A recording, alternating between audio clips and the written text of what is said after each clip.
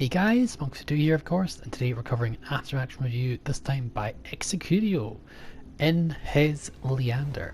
Now, I'm going to go over two games of his featuring. He did send me a couple more and we might feature them at later After Action Review, but I'm just going to cover two for now as obviously it's just got to be careful about time issues, so we can be careful.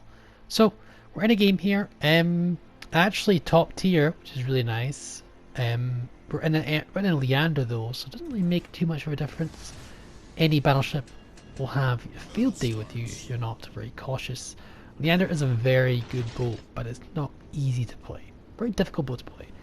In terms of detection, you're pretty good there. 10 clumps is pretty good. Firing, great. Firing behind island cover. You're completely concealed, so these are free shots to do. In terms of results, unlucky. I think you're just aiming a little bit too low is my guesstimation, but see, you're getting some hits, that's the main thing. Torps could be sent, maybe. I'm pretty sure the Koenig is in range of your torps. Could be just my build. I would be sending torpedoes just where that destroyer is actually. Sending torpedoes there would be ideal. You might catch a destroyer off guard, and you definitely will catch off the Koenig. So you're starting to pick up some damage with the guns, which is right there. Okay, there we go. I would be sending them anyway, even though you're not in range, but that's just more of screening torps, which are very valuable, just in case you get spotted. So yeah, so overall, so far so good. You're not getting many hits though, it's kind of hard to see them, but you want to try and aim as up close to the deck, maybe even the superstructure. You seem to be lacking a lot of pen. I know this is a Koenig and I understand how you can bounce a lot, but it's definitely worth shooting a bit higher than what the auto aim is telling you, because I think the auto aim does aim a bit lower than you should be shooting with a Leander. As you can see, you're getting a lot of shatters. You're just not hitting the right spot of the ship. Capping this objective is a great idea. DD's going for it, and you should definitely go for it too. Getting closer. You're spotted, so sonar should be on pretty soon. Hopefully. No, I've no such luck. You need to smoke up and slow down right now. That battleship could cause you some serious problems. I'm not talking about the Koenig, I'm talking about the one behind the island to your left. I don't know what it is, but it's a battleship, and that is enough information you need to know. Rushing the Koenig, that's very dangerous. I would have stayed here and been a deterrent for the Koenig, because if he has to rush you, you get topped in the process. Really pop your smoke screen and stop shooting. Really risk it. It's not worth the YOLO torp so early. If you're YOLO torping a Koenig, this could end really badly for you. Oh, I mean, sends a torps, yeah, and that's fine, but you need to think of a strategy. Disengage. There's no disengage strategy. I think you just panic shot there, obviously. You're gonna kill the Koenig, which is nice, but really risky maneuver. If he was a better player, he could have ended you very quickly. So we find out what battleship that is. It's Cesare. Excellent penetration, so you don't want to be angling as much as possible. You want to try and give those broadsides. Prime example, you want to be smoking up, you want to be disengaging, you want to be making him come into your torps and just try and get as much damage as you can, because you've overextended here. And that's you out there. Just there wasn't the opening to push, and that's the biggest problem there. You just got too aggressive in a boat that is not meant to be played aggressively. The Leander being aggressive is only for dire situations. As you can see, this match is barely 5 minutes old. You definitely don't want to be doing these pushes, just simply too aggressive in the Leander. You gotta hold positions, take your time, know when to disengage. I need to play incredibly careful in a Leander. These are light cruisers and they have light cruiser armor. They're not very comfortable, and the best situation for the Cesare is simply to give him broadside, because at that range his pen will guarantee the citadels if you give an angle or about tank him, which you can't do in the Leander.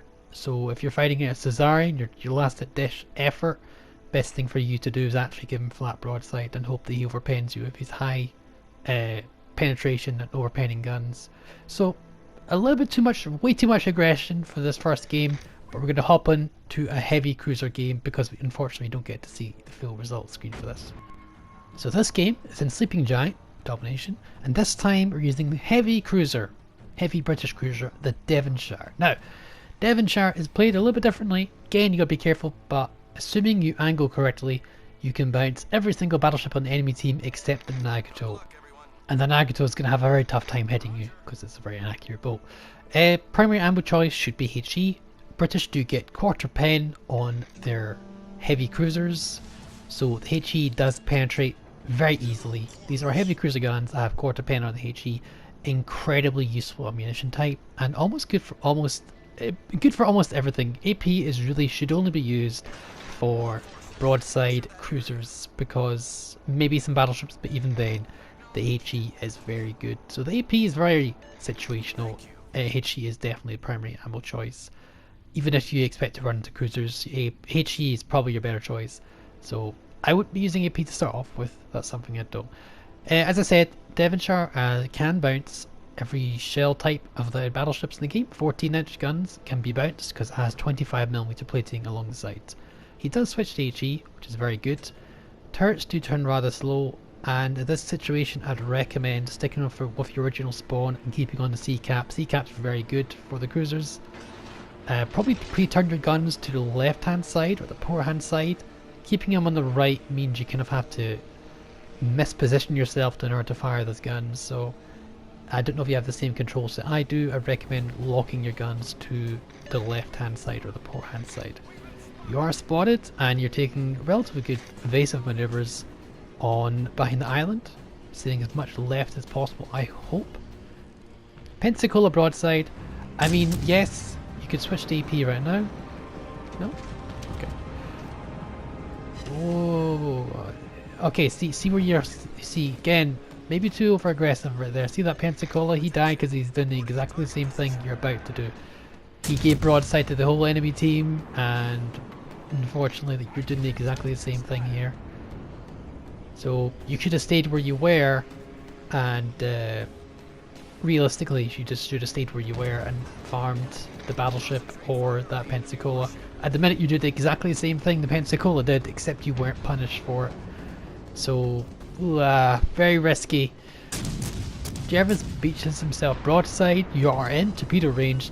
Definitely turn on your sonar. It should have been on as soon as you were spotted potentially, but you definitely need it on right now.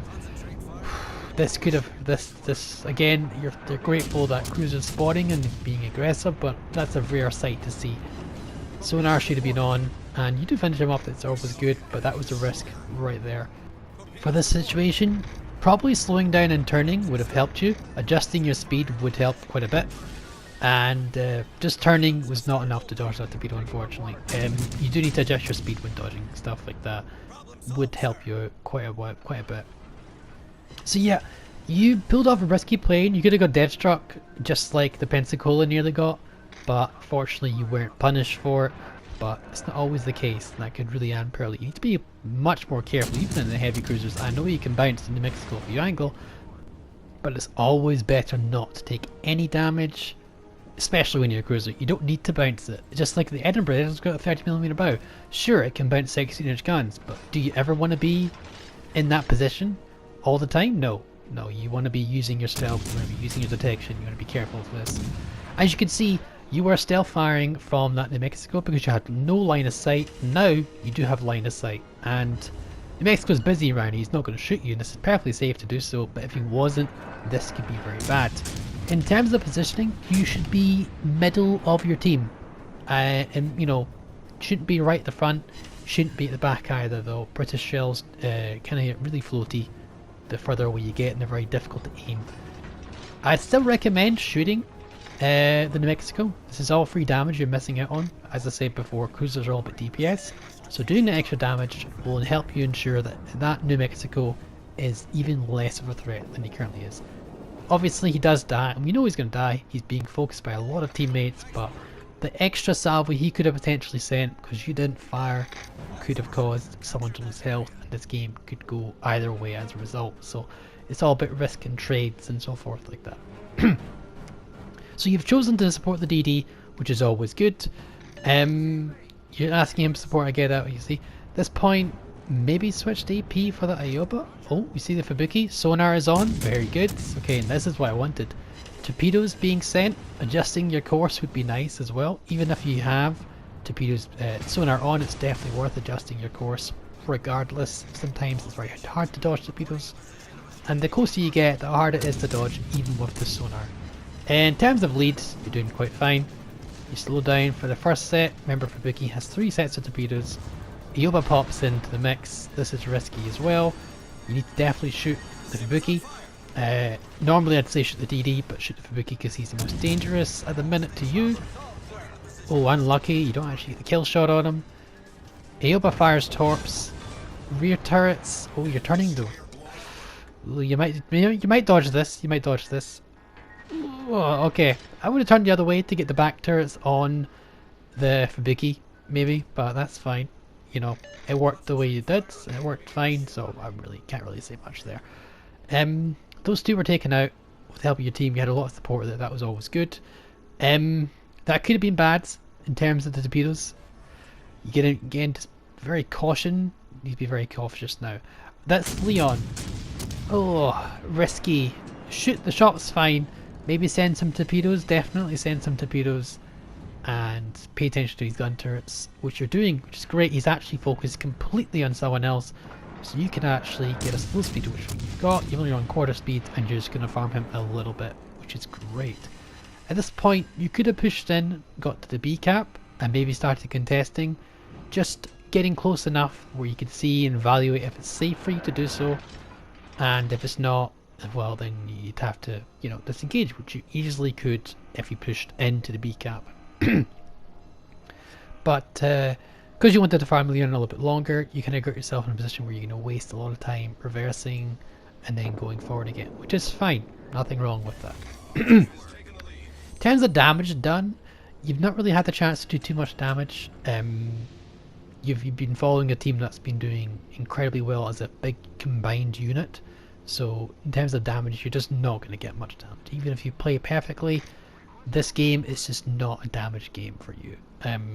The best players in the world would tell you the same thing, I'm pretty darn sure. When you have everyone firing at target, it's very difficult to get the first damaging hit, especially in a cruiser that's got a long reload. So, pushed into B, that's always a good bet. You've already used all your heals. Again, the game is pretty much over, yes, but like you just don't really see why you took that damage. It's kind of unnecessary damage. Just you need to play these boats very cautiously. That's my recommendation to you. So, team and you are pushing into B. Really low risk at the minute because your team is just doing incredibly well. In terms of a game, it's alright, but I don't think it's too much. You're probably not going to get punished for bad plays in this particular game because there's such an overwhelming allied force supporting you. You could have turned into the B cap, and I recommend you turn into the B cap here. You really should be turning to B cap right now. Hard right rudder, please. Your gun should be facing left to face the oncoming threat, and you should be turning right. Bit delayed reaction there. You could have got the cap, and that would have helped you out in terms of point gain and generally your XP. Now Nuremberg, you need to completely angle, maybe kite away just for this Nuremberg, or you're gonna rush him. But the angle you got, I don't think he's gonna. I think he's gonna. The angle's all right. It's not great though. You could certainly get some decent damage off on you. If you're gonna fight the Nuremberg, then I'd probably recommend angling in a lot more. But yeah, let's see. Sonar could definitely. He's getting rushed by 2 destroyers. You might as well just go ham on the guy. This is where you want to switch to AP after this. What you got. So after what you got, the salvo, fire this, and then switch to AP. Oh, he's gonna die. You know, it doesn't matter because the guy's gonna get torps off on him. There we go. We're going to avoid those torps. Very good. And we could have helped the capture B. I don't think this was necessary. These 2 guys had it, but whatever. If you wanted some damage, that's nothing wrong with that. So you're going to go into this A cap? No, you're not going to hard right into the A cap from there. You'd have had a lot of support. And as we said before, the Fuso can be bounced. You can bounce Fuso 14-inch guns using the Devonshire's side plating. Not the bow, the side plating. Again, if you're confused with that, please look at the armor viewer and you can see Nagato, you're in a smoke screen right now, but you really should check what your smoke firing penalty is, just in case you're spotted regardless of what you fire or not. So you're firing a bit low, but that's fine. Nagato, you'll pen it anyway. Well, most of it. Torpedoes really should be used right now. Torpedoes would be ideal. I would have sent them 5 minutes ago. Well, as soon as I spotted the Nagato in this position, would have sent them. DD's fired some, and he's going to have some luck, that's for sure. That's probably going to kill him, actually. Yeah, that's going to kill him. Yeah. There we go. You could have sent those torpedoes yourself, but at this point it doesn't really matter. But I'm just saying this because if you didn't have a competent or overwhelming force on your side, this is what I'd be doing. In this particular game, it doesn't really matter too much, but at this point, it almost doesn't matter if you were there. It's kind of like a weird game where the team just wins regardless of what you do. It's just a massive ruffle stomp of a game. Sneak out there and get the wee shot. Yeah, the island indicator says otherwise, but you can sneak in that and nick a shot in. Probably could have waited a little bit before you get the shot just over the islands, but there we go. Very quick game as well, and I reckon you did alright. Probably second or third in the team, maybe first depending on how everyone else did. But too aggressive, you could have been deleted at the start. Very easy death strike or significant damage being taken. Taking that torp was unneeded, you could have dodged that. And just generally you need to hold your ground a bit more. And there we go, it's third place, there we go. You need to hold your ground more in these British cruisers, whether they be light or heavy cruisers, to be a lot more careful, because this game, purely the reason you made it was luck there, because that New Mexico could have deleted you at the very start. And unfortunately, the same game with the Leander, that Koenig could have deleted you from the very start, and then the Cesare could have got you a single shot as well. Just in general, you need to be much more cautious in your cruiser play. Cruisers are not built to take damage. YOLOing in a cruiser is often a bad play and is only done as a last resort to try and survive. The amount of risk involved in YOLOing targets is very great, so generally you don't only YOLO targets if it's absolutely essential to the winning or the survival of your ship in general. So you gotta be very careful with that. As always guys, hope you enjoyed the video, and I'll catch you next time. Bye for now.